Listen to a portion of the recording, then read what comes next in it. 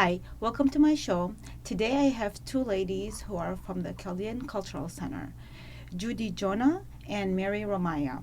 Welcome, ladies. Thank you. Thank you.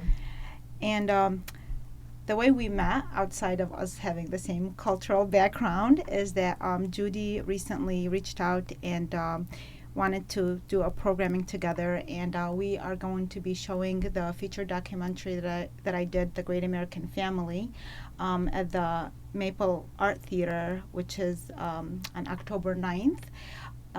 Thank you so much for putting that together, Judy. That was It's our pleasure. Everybody's anxious to see your documentary. Thank you. And everybody knows Mary Romaya. You've had such a great history with the Cultural Center.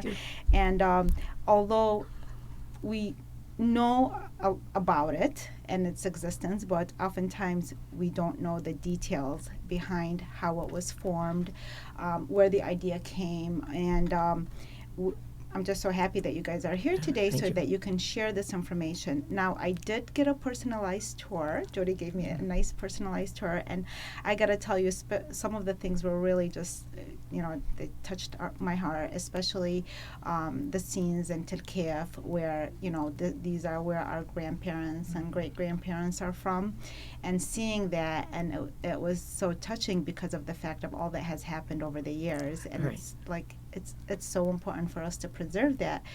We have a little video that we're going to show about it, but I would like you first to share with us, how did the Cultural Center start? Who founded it? What was the idea behind it? The Cultural Center started in February of 2003, and we officially opened in September of 2017, so it was 14 years in the making. And it was at a time when the Shenandoah Country Club was being designed and built. And members of the Chaldean Iraqi Association of Michigan, Chaldean Iraqi American Association of Michigan, approached some of our community leaders and said, wouldn't it be wonderful if we could have a cultural center or a space in which to preserve our heritage? And so that's where the thoughts originally came, that when they were designing Shenandoah, that they would leave space for us, just over 2,000 square feet, in which we would build an office and a museum and a cultural center. Even though it's located inside of the Shenandoah Country Club in West Bloomfield, it's an independent entity. We are a nonprofit. We are housed there, but we are not part of SIAM, the organization that owns Shenandoah. Okay. And we consider ourselves the archivists for all things Chaldean. We have thousands of pictures and videos and books and manuscripts that we've gotten from our own local community that we have bought, and even from the monasteries in the Nineveh Plain in Iraq. The founding fathers, to put it, of the Cultural Center included people such as Frances Borgie, Rosemary Anton. She was the first chairman of the board for the Cultural Center. Rod Kathawa, Hanashina, Virgin Audubon. I was on the board. Hanashina, Victor Saroki, and then Josephine Sarafa was the first executive director. So the whole process started in the winter of 2003, and then much of that time was doing research. I mean, we all say that we know our heritage, but we are a museum and a center. Our crown jewel is a museum, but we are more than just the museum. And so we had to make sure that everything was accurate, because museums have to be truthful. And so, people sometimes would say, well, we're pure Babylonians. Well, no, we're not quite. Right. Right. Yeah. And so we did a lot of research. There's a lot of dialogue until now where there's that, the Akkadians and the Sumerians and the Assyrians and the Chaldeans, and there's so much information. I know when I did my book, Mesopotamian Goddesses, I was just like, oh, I had no idea there was that many ethnicities, and we crisscross, and but the whole idea, though, is just to be aware, at least, for the general history of it. And sometimes, yes, of course, as a museum or historians, you have to be pretty accurate with that. So would you say that was your biggest challenge? Was that the most time-consuming aspect of it? That was the most time-consuming as far as getting information accurate. And we did have curators for each of the galleries. We have 5 galleries. Yeah, I'm gonna be showing the galleries. There's pictures of them, but right. There's also, like I said, there's a video. So we'll show the video first, and then we can go through the galleries, and you can explain what each one is for. And so the curators made sure that things were accurate. For example, for the ancient Mesopotamia gallery, our curators were from the Detroit Institute of Arts for the ancient Near East gallery. And then for the Faith and Church Gallery, we used Bishop Ibrahim and Harry Fumia, one of our Shamasha, Father Borgi. And so we tried to get experts in every field. And we did, that was certainly, in getting images, finding images, whether from our own community, and getting photographs, scanning them, returning the originals, as well as buying photographs from companies like Art Resource that sell photographs. So getting accurate information and supporting documentation was important. Writing was important. We hired a professional writer from New York. We hired a media producer from New York. What do you mean writing? Like when you come into the museum, there are large text panels. Yes. And so I was trying to capture within 30 words what that exhibit is about, okay. As well as reader rails with smaller captions of images. So that was a challenge. I would say the other major challenge was fundraising. We did have a great deal of support from within the Chaldean community. Many families donated to us, and we're very grateful. And there is a donor wall with fairly large marble plaques with the name of the family. But we also had corporate sponsors, and many of them, like Dean Foods, which bought out Melody Farms Dairy, it's a Country Fresh brand, gave us money because so many of the Chaldean-owned grocery stores carry Country Fresh products, as well as the philanthropic branches of companies, like PNC Bank, Comerica Bank, Fifth Third Bank, DTE Energy. So there were a lot of corporate sponsors, and really largely also through the efforts of Judy, and we are grateful to Judy and to Congressman Joe Nolenberg when he was representing part of Michigan in the U.S. Congress, in the House of Representatives. He also got us a grant through the Federal Museum and Library Services Department, as well as from the state of Michigan. Well, and so that brings me to the question with Judy, your involvement. Did you come on early on with the museum, or was that something that you came in later? Yeah, I did not come in right away, no. My interest in getting Congressman Nolenberg involved was because during that time it was the first Gulf War. And when some of the Christian villages in Iraq were being destroyed or bombed, it was important for us. He represented a lot of Chaldeans in the 11th Congressional District at the time. This was in the 1990s.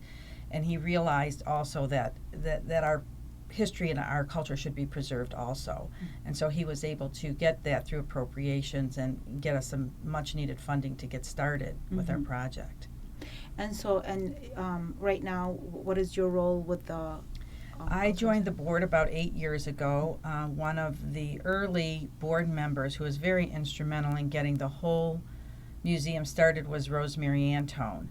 And she passed away, and they were looking for someone to fill her space on the board, and Mary came by and asked me, and I agreed to do it. Okay. So that's my involvement. And since then, once the museum opened and the construction was complete, the current board chairs stepped down, and I'm now the board chair for programming and operations. Okay, so you have your hands full. Yes, but it is a worthy cause, because as we mentioned earlier, given everything that has happened historically, and I know for me, when I, as a writer, most of the history that I bring up regarding our heritage is through my writing more than my films for now. It's developing in that direction, but I am always so really happy and to be sharing certain facts that very few people know about, right, including, like you said, our own culture, and I think part of it is because we haven't been here really that long as a community. I know you were born here, Judy. That's very rare. I was, and my mom was born here in 1930. God? Yes. Oh, wow. So, yes. So you guys are like, but you're, my grandfather was not the first, but one of the first few that came to America, and started, I think, in 1918. For a few years, he went back home and finally brought his family around 1928 permanently. Well, I am going to share this video of the Chaldean Cultural Center, so then people can have a little bit of an idea what you guys have put together, and then we'll go through the different galleries that you have there. And let me find the video. It's right here.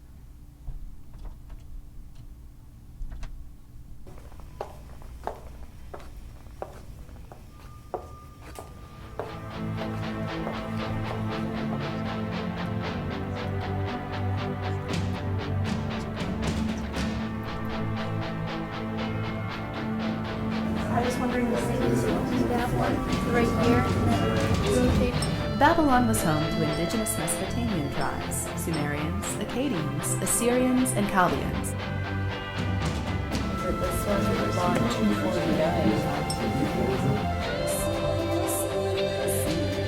This tablet is the earliest known map of the world. A hole in the center remains in the clay from the compass used to make the circle.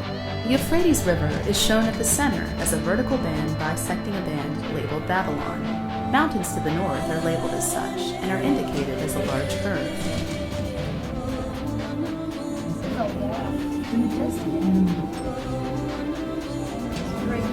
Chaldeans, as they were also called Babylonians at the time, spoke Aramaic, which was a bridge language used to connect different tribes at the time.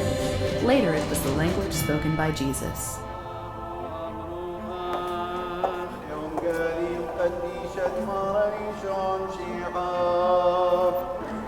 I baptize you, Isabella. Cool.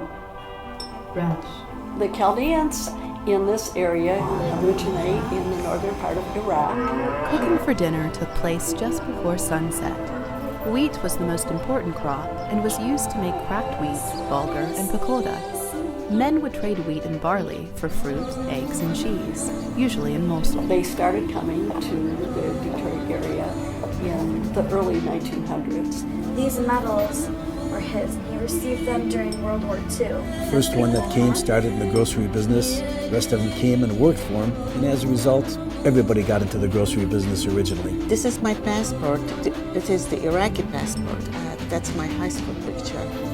This is Ben, my daughter. Many times in my life, I remember going over friends, and they would tell me, Azam, you're such a nice boy, too bad you are Christian. It's not something that you would be ashamed of. I mean, no, I am who I am. Oh, look at this. I didn't even notice this. Every time I look, I see something. It's turned out that better. What do you think that one is from?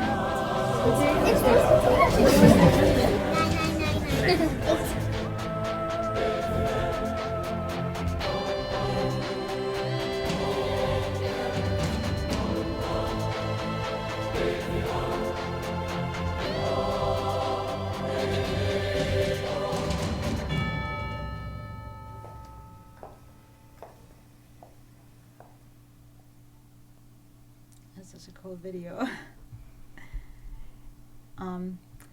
So that's that's what you guys have been working on Right. for this 14 years. Right. And where does it stand right now? Like, what is the things that you're working on that really needs attention, or what is the next step for you guys? Well, the museum is complete. Mm-hmm. What we're trying to do now to develop programming is possibly put together not a remote museum, but somewhat of a traveling roadshow where we could put something from each gallery together, along with materials that Mary has made up. We have coloring books, we have crossword puzzles, all that are based on the 5 different galleries, so that we could go out to schools. Not everybody may have the opportunity to come to the museum, but we would still love to be able to share the diversity and the culture of the Chaldean community. So hopefully that will take place. And another challenge that we have now is to continue to raise money to make our museum sustainable throughout time, through the future. Okay. And so I am going to go through the galleries that you guys can, describe in here. So it starts off, I remember when you enter it, it's like a story. Yes. Right. As you enter each gallery, there's a date on the floor that tells you what time in history you're entering. So the first and the largest gallery is ancient Mesopotamia, and the date on the floor is 3300 BC. So the 3 images, the top right is Hammurabi's Code of Law, or the stele, and we received that. We bought it from the Louvre Museum in Paris. They have the original, they make authentic replicas, and we have one of their replicas. So if you walk up to the stele, you actually see real cuneiform writing. Mm-hmm. And the 2 other pictures, one, the middle picture was these... Oh, you're still on this... Yeah, I'm sorry. The standard of ore, the colored picture, and we got that image from the British Museum in London. Mm-hmm. And the bottom one is the Warka or Uruk vase. We have a replica of it done by one of our Chaldean artists, Abbas Salu. The original is in the was in the Iraqi Museum in Baghdad. I think is now that it has reopened. I think it was hidden and saved, hopefully. Okay. Yeah, I don't know. I remember I read something about that. I'm not sure if it was one of the ones stolen and returned, but yeah, there's a lot of stories about those. Okay, and then we have our second. This is the Faith and Church Gallery. The date on the floor is 33 AD, so that you're in the time of Christ. The upper image is one of the books. Actually, we received that from Bishop Ibrahim. And we wanted not only the Chaldeans, but non-Chaldeans to see Aramaic writing, and that being a Semitic language, it reads right to left. And the illustration was opened up to Palm Sunday so that you see Jesus riding on a colt going into Jerusalem. And the bottom right picture is an image that we got from one of the manuscripts from the monasteries in northern Iraq. And it shows St. Thomas touching the side of Peter, because it was St. Thomas, who's greatly revered in the Chaldean rite of the Catholic Church for having converted the Chaldeans to Christianity. And then the other image was another manuscript. Okay. And then well, it's actually an image from a manuscript, and it deals with the end of the world when all of the elect, all of the righteous people are going to heaven. Okay, and then we have the third gallery? The next gallery is Chaldean village life, and so we talk about the villages in the Nineveh plain, and the date on the floor is 1890, the turn of the 20th century. The top image shows a Chaldean family in one of the villages, and there's a map of Iraq. And within that map is a bigger map of the Nineveh plain. And we identify some of the more than 120 Chaldean villages and monasteries. And then there was some other farm scenes. 120 at what There's time was more that? than 120 Chaldean villages. That's There one of the was- things that I found out in doing research. I had no idea. Telkerpa in Aramaic is the largest of the Chaldean villages, but there are over 120 because they go from near Mosul up north towards the Kurdistan area. Oh, wow. That's amazing. Okay. And so we have the next gallery. The next gallery is Journey to America, and the year is 1933 on the floor. This along with the village gallery are immersive environments. Like when you walk into the village gallery, you're in of the village of a Chaldean village. When you walk into this gallery, you're actually walking into a 1930s Detroit-owned a Chaldean-owned Detroit grocery store. All of the packaging, everything is from the 1930s. And we really had to find items, scales and registers and adding machines and telephones from the 1930s. And we show passport pictures. And the bottom picture is as much of the Chaldean community that we could find one picture of 1947 when Father Bidawi, the first Chaldean priest to come to Detroit. When I was born, and for a lot of the early Chaldeans born in Detroit, we were baptized in a Lebanese Maronite church because we did not have a Chaldean church. And in 1947, then we got our first priest, Thomas Bidawi, and then the children were born. That was a big thing. Yeah. Now, you were born here? I was too? born here. My father came in 1929. I thought that I didn't realize that. You know what? We had a Chaldean. The first Chaldean that we think was born in the U.S. was born in 1917. Okay. And that was Daisy Jalaba. We think she was the first U.S. She was born in West Virginia. West Virginia, not in the Detroit area. Yes. So in United States, but not here in Michigan. Have you guys ever been in touch with her family members? Oh, yeah. Yes. Oh, yeah. And we remember Daisy. They were very involved with the museum and in the community. They were like stellars of the community. When there was a small number of Chaldeans in the Detroit area, the Jalaba family was, central to that. And her husband, Sayed Jalaba, was one of our shamasha at the original Mother of God Church, which was on, not the one on Hamilton, there was one on Euclid. On Euclid first, yes. Wow, I have so much material to read. My mind We're an older community. It's an older, we've been here 100 years. We've been here more than 100 years. It is. It's just that I guess the larger immigrants, the larger number of came in the 70s and 80s. Yes. And those are the ones that most people are more familiar with. Yes. Right. Yeah. When the immigration laws changed in 1965, then you had more of an influx. And I remember doing a radio program, and the moderator said, so the Chaldean community began in 1965. And I said, no. I'm going to defend Judy's grandfather and my parents, and said it was really the Chaldeans here who signed the affidavits and petitioned for you to come to America, sent you the money for the plane tickets, and then employed you when you came to America. Because that was after the 67 riots, and the Chaldeans, who had been here for more than 40 years, 2 generations, had the business knowledge and the capital to buy the large supermarkets as the chain stores were leaving Detroit after the 67 riots. But the Chaldeans have been here. We have a picture of some Niger men here in America in 1910. Wow. Yeah, it's, you're always learning something new. I mean, as you know, I have 13 books out. I've been writing for over 25 years about the Iraqi-American experience in general. But, of course, as that, a lot of the Chaldean, my heritage comes into that.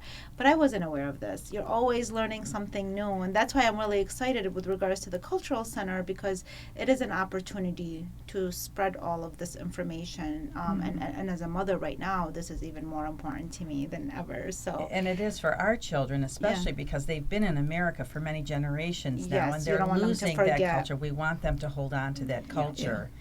And it's funny because we talked about the different passports. Depending on what time frame the Chaldeans came to America, some of the passports said Turkish Empire, some said Mesopotamia, some said they were all different. Some of it the British Empire, because after World War I, Iraq became a protectorate of the United Kingdom. Yes, and the name changed and all this. So political climate kept changing in Iraq, and more Chaldeans, were leaning towards immigrating to America. Well, I have one more, which is, this is This is This you is- guys, basically, right? Well, This the is like the pioneers. more, Yeah. right, the closer to the now. Yeah. Yeah. This is Chaldeans today. This is our last gallery, and there's no date on the floor because it's today. We have one exhibit that has 20 images of the original Chaldean pioneers. The top picture is Aziz Hassano. We did not put the people's names. They were amongst the people who were here before World War II, firmly established with American-born children and or young children who came to America but American educated. And we say that exhibit is labeled Our Past. Facing that exhibit is an exhibit of 16 children we wrote to each of the Chaldean churches in Detroit and Chicago, which is part of our diocese or eparchy. And we got a boy and a girl from each parish and had them come to Shenandoah, and we professionally photographed them. Again, no names. And those 16 images, it says our future, and our past and our future are looking at each other.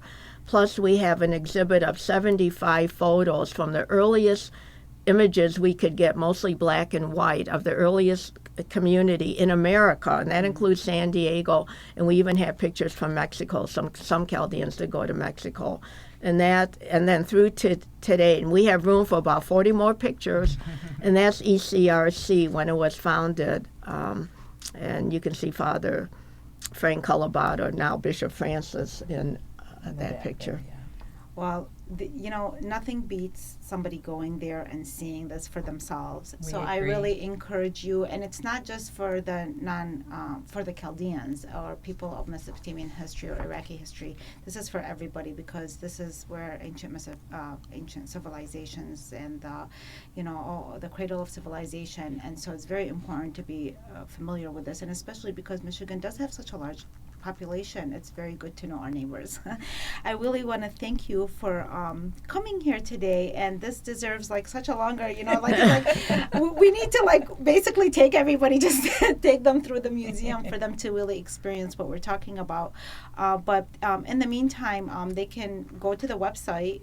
We have brought the website here a couple of times, and regarding the film, which is playing at the Maple Art Theater, or the Maple Theater. Is that The how Maple they say it? I Theater, always put the word art, and I think I just It used like to that. be called the, yes. it used to be Oh, called that's the what Maple it is. Arts. I thought, am I going crazy here? Yeah, so But it's the it's Maple Theater at Maple and Telegraph in Bloomfield, and Okay. it's on October 9th. And then to get tickets, do they also go to the Cultural Center They could go right to website? our website, or they could call our office, and there's going to be people in the community that will be selling tickets also. So we Okay. encourage everybody to come. It's a very And compelling it's documentary. It's a very compelling documentary. It does affect the Chaldean American community, the Arab American community, just minorities in general, and also all proceeds go to a good cause for a nonprofit organization, for the Cultural Center. So, ladies, thank you so much for coming. You have to come back again once. I'm sure the Cultural Center is going to be busy and doing more things, and I would love to see you guys back again to talk Thank you. about that. Thanks, Thank you. Liam. Thank you. Thanks for having us.